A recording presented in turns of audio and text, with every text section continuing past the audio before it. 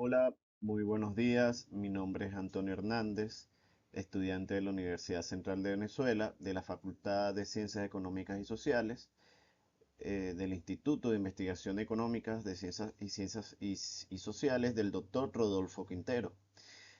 Actualmente estoy cursando la maestría de Gestión, Investigación y Desarrollo y les vengo a hablar en este caso de la materia del seminario de formulación y programación de proyectos. Vengo a comentar todo lo referente a la entrevista cualitativa en la investigación con niñas, niños y adolescentes, ya que esa es mi línea de investigación desde hace bastante tiempo. Y les vengo a hablar cómo ha aplicado esta herramienta. Las entrevistas estructuradas son una recopilación de información detallada, requiere habilidades de entrevista y análisis. Como esto es una herramienta para comprender la construcción social de la salud y el estigma desde una perspectiva interseccional. De aquí vamos a empezar a hablar sobre esta temática. ¿Qué abordaremos hoy? El problema de la construcción del estigma en las niñas, niños y adolescentes con experiencia de vida en la calle. La herramienta, ¿por qué la entrevista cualitativa? Los fundamentos teóricos, tres perspectivas complementarias, el rol de la persona que investiga, navegando la complejidad con ética, del relato a la teoría, el proceso de análisis. Entonces, vamos a comenzar. El problema de investigación. El problema central de todo lo que me convoca a mí a investigar son las niñas, niños y adolescentes en la calle que interactúan con instituciones desde una cultura de la urgencia, chocando con lógicas burocráticas estigmatizantes. Mi pregunta de investigación viene siendo cómo se articula el proceso de construcción social de la salud y la enfermedad en las niñas y niños y adolescentes con experiencia de vida en la calle. Todo lo que pueda surgir, además, que sea emergente de las entrevistas, es complementario a todo lo que nosotros podamos poder analizar de las entrevistas que podamos hacer a esta población. Fundamento uno. La entrevista como campo dinámico. La regla básica ya no consiste en obtener datos complementos de la vida total de una persona, sino tener datos complementos de su comportamiento total en el curso de la entrevista. De alguna forma entendemos que a la medida que tú te acercas a una persona para entrevistarla, eh, tú no vas a buscar necesariamente los datos que tú estás buscando. Siempre van a aparecer muchos más. Entonces, es un campo dinámico y único. Todo lo que sucede, palabras, silencios, gestos, es emergente del campo entre el entrevistador y la persona entrevistada. El observado, la persona observante que participa, ¿verdad?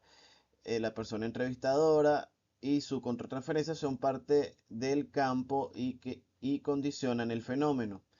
Evidentemente, uno tiene que generar un espacio de confiabilidad, ¿verdad? Y aceptación con la persona que va a entrevistar para que se pueda dar. No solo es que vas a buscar unos datos y ya, o sea, estamos hablando con personas, lo mejor sería que fuese un espacio donde la persona quisiera, como estamos hablando de niñas, niños y adolescentes en situación de calle, siempre preguntar si quieren que se les haga la entrevista y permanentemente hablarles bueno, de sus derechos en torno a la entrevista. Es sumamente importante este tema. Fundamento 2. La entrevista como encuentro artesanal. Más allá de la empatía, el respeto reconoce la dignidad y la autonomía del otro, incluso en la desigualdad.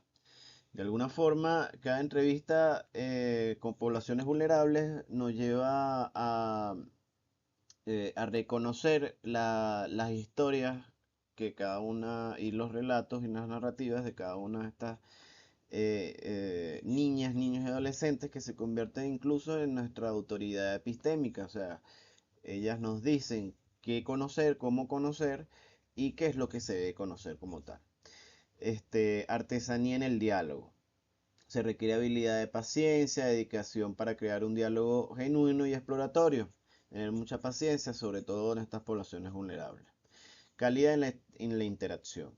Saber escuchar ambigüedades y contradicciones sin apresurarse a dar soluciones, ni comentar, ni suponer, sobre todo no suponer lo que la niña o el niño quiere decir, porque eso lo que hace termina sugestionando a la persona, bueno, en este caso a la niña, al niño de tus objetivos, y la idea es que se sienta en completamente libertad, sin que la juzgues ni que lo juzgues, para que pueda decir y hablar. Eso va a permitir que puedas encontrar pues todos los datos que vas a buscar, que no se sienta juzgado, que entienda que la entrevista no va a ser con fines sino académicos, y no va a tener sino ese fin. Eso ayuda a que, bueno, que estás realizando una investigación, en este caso una tesis, que, bueno, que no se va a divulgar sus nombres y que se le va a cuidar su anonimato, o sea, siempre y en todo momento. Y si ese niño o esa niña en algún momento decide que su entrevista no debe ser publicada, pues ese es su derecho. Fundamento 3: la entrevista como acto crítico. Al preguntarle a la juventud cómo puede verse a sí mismo como problemáticos o problemáticas, también se formula la pregunta de cómo un diagnóstico puede tener un respaldo científico. De alguna forma, todo lo que tiene que ver con el cuestionamiento al diagnóstico desafía las etiquetas del niño o niña problemático y entiende cómo internaliza el estigma institucional. Todo lo que tiene que ver con lo que nosotros le podamos agregar a la conversa con el niño, niña o adolescente entrevistado, va a tender a direccionar la entrevista por un camino que no va a ser la realidad o la verdad, sino que va a estar contrabandeada o sí, viciada y corrupta de palabras que no, de alguna forma tú las estás colocando.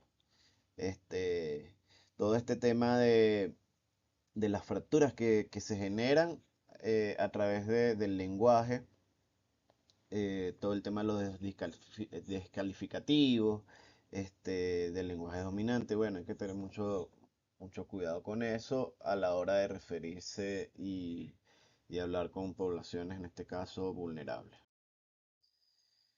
Bueno, ya pasando de estos tres fundamentos, ya se hace el rol de la persona que investiga, un mosaico de habilidades, que tiene que tener una disposición psicológica en la que opera con disociación instrumental, tiene que tener una conexión empática manteniendo una distancia analítica. ¿Esto qué quiere decir? Que bueno, estás entrevistando, pero este, tienes que entender que hay muchas cosas de las que estás escuchando se escapan de tus manos. Y en este caso es responsabilidad del Estado.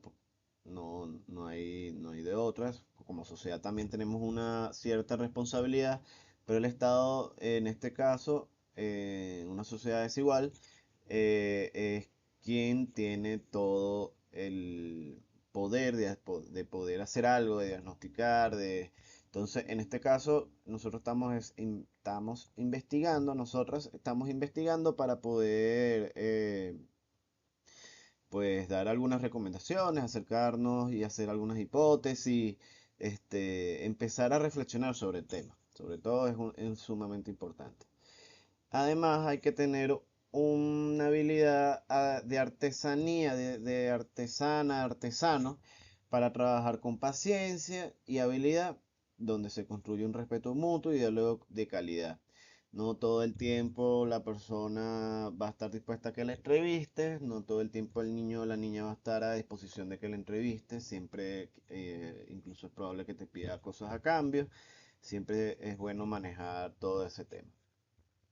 Y como nos coloca Harvard, él tienes que tener una habilidad crítica, actuar con una conciencia política, que dé voz, que cuestione las etiquetas, que reconozca la agencia de estas infancias, de las niñas y las niñas y adolescentes. En este caso, su derecho a la confidencialidad, y que bueno, que ellas están ahí y ellas y ellos están ahí porque bueno, he tenido muchas razones. O sea, no, no simplemente dar por hecho de que están en la calle porque quieren o porque son niños problemáticos o niñas problemáticas como habíamos comentado antes. Bueno, del relato a la teoría, una vez que podamos hacer la entrevista, se logra la transcripción y la codificación abierta para identificar temas y conceptos emergentes usando la teoría fundamental, como habíamos hablado, un análisis narrativo del discurso, la estructura de las entrevistas, y discursos médicos de riesgo y supervivencia que utilizan o desafían. Y siempre se hace una triangulación con los datos que yo, por ejemplo, cuando son datos vivos, intento que esos sean los que nos guíe en el proceso de categorización. Se cruzan los relatos de las niñeces con las entrevistas a profesionales y observación participante. Eso genera un enriquecimiento de los resultados. Se hace una generación de proposiciones teóricas, formulación teórica de rango medio sobre construcción social de la salud y la enfermedad. Ya casi por último, la entrevista como práctica de reconocimiento es un acto ético y político que desafía el estigma y las narrativas del déficit que pesan sobre las niñeces. El reconocimiento de agencia valida sus construcciones y significado y capacidad de teorizar sobre su mundo, y la transformación institucional que genera conocimientos para construir políticas públicas más allá de, de las posibilidades humanas que tenemos hasta ahora. Y como les había hablado, ellas y ellos vienen siendo nuestras autoridades, en este caso de conocimiento, de cómo se construye, de qué es la teoría sobre ellas y ellos, y sobre su mundo como tal. Y por último, bueno, agradecerles por su tiempo y haber escuchado. Espero que esta temática les interese y puedan ver los demás canales, o sea, sobre estos temas. Y en este caso, puedan suscribirse a mi canal y ver todos los demás videos que tengo sobre esta temática. Hasta luego y gracias.